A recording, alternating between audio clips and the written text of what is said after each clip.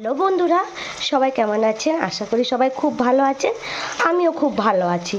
তো আজকে অনেক দিন পর আপনাদের কাছে একটা রান্নার ছোট ভিডিও নিয়ে চলে এসেছি। তো দেখুন, আজকে আমি বানাবো চিকেন ভর্তা। তো চিকেন ভর্তাটা বানাবার জন্য পেঁয়াজগুলো দেখো আমি লাল করে ভেজে নিয়েছি আর দিয়ে দিয়েছি আদা রসুনের পেস্ট। এদিকে মশলাটা ভাজা হোক, আর এখানে আমি কিছুগুলো মশলা রেডি করে নিয়েছি। দেখো, এখানে আছে পনির মশলা, এখানে আছে জিরে গুঁড়ো, ধনে গুঁড়ো, কাশ্মীরি লঙ্কা গুঁড়ো, টমেটোর কুচি নিয়েছি, আর এখানে পেঁয়াজের পাপড়ি আর ক্যাপসিকাম আমি ভেজে রেখে দিয়েছি। আর একদিকে আমার চিকেনটা সিদ্ধ হচ্ছে, বোনলেস চিকেন আমি সিদ্ধ করতে দিয়েছি।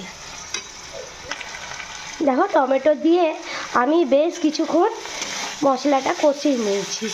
এরপর যে শুকনো মশলাগুলো ছিল, গুঁড়ো মশলাগুলো, সেগুলো আমি দিয়ে দিচ্ছি। এই গুঁড়ো মশলাগুলো দিয়ে আরও 10 মিনিট আমি কষিয়ে নেব। এক হাতে করে ভিডিও করতে সত্যি খুব অসুবিধা হয়, কিন্তু কিছু করার নাই, এমনিভাবেই আমরা ভিডিও করি। এবারে দিয়ে দেবো স্বাদ মতো নুন, আর দিয়ে দেবো আমি স্বাদ মতো চিনি। একটু এটা কিন্তু মিষ্টি মিষ্টি হয়, স্বাদ মতো চিনি দিয়ে আরও 10 থেকে 20 মিনিট আমি এটা ভালো করে কষিয়ে নেব, যেন কাঁচা গন্ধটা না থাকে। দেখো, মশলাটা কত সুন্দর লাল করে ভাজা হয়ে গেছে আমার, মশলাটা আর কাঁচা গন্ধ নাই। তো আমি ফ্রেশ ক্রিম আমি ব্যবহার করি না, সবসময় ঘরে থাকে না। তো আমি এটাতে দুধ অ্যাড করলাম। দুধটা অ্যাড করার পর আরেকটু এটা ফুটতে দেবো, একটু ফুটুক। দুধটা অ্যাড করার পর এটাতে না খুব সুন্দর একটা কালার আসে। দেখো, তোমাদেরকে দেখায়, খুব সুন্দর কালারটা আসে। তো এই দুধটা দেওয়ার পর একটু ফুটুক।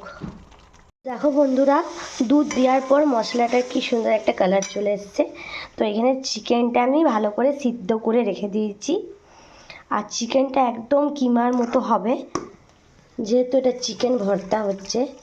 তো এটা চিকেনটা মশলার মধ্যে দিয়ে আরও 10 মিনিট আমি ভালো করে কষিয়ে নেব। এইদিকে চিকেনটা কষানো হচ্ছে, আর এদিকে আমি যে পেঁয়াজের পাপড়িটা আর ক্যাপসিকামটা ভেজে রেখেছিলাম সেটা আমি উপর থেকে দিয়ে দেবো। দেখো কত সুন্দর চিকেনের চারপাশে তেল ছেড়ে দিয়েছে, তাহলে বুঝে নাও আমার চিকেনটা খুব সুন্দর করে মশলার সাথে মিশে গেছে, কষানো হয়ে গেছে চিকেনটা। এরপরে দেখো, আমি এখানে একটা পেস্ট বানিয়ে রেখেছি, কাজু, চালমগজ আর কিছুগুলো কাঁচা লঙ্কা দিয়ে এই পেস্টটা বানিয়েছি। এবারে এই পেস্টটা আমি এটার মধ্যে দিয়ে দেবো। পেস্টটা দেওয়ার পর আরও 5 মিনিট ভালো করে নেড়ে চেড়ে আর উপর থেকে দেখো একটু বাটার দিয়ে দিলাম। ব্যাস, আমার রান্না কমপ্লিট।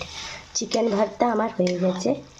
আর চিকেন ভর্তাটা যে কোনো জিনিস, পরোটা, লুচি, রুটি, নান, যে কোনো জিনিসের সাথে, ফ্রাইড রাইস, এমনকি শুকনো শুকনো ভাতের সাথে, যার সাথেই খাবে হেভি লাগবে খেতে। তো আমি আজকে রাতে কি বানিয়েছি দেখো, দেখো মটরশুঁটি আমি সারা বছরের জন্য আমি স্টোর করে রেখে দিই।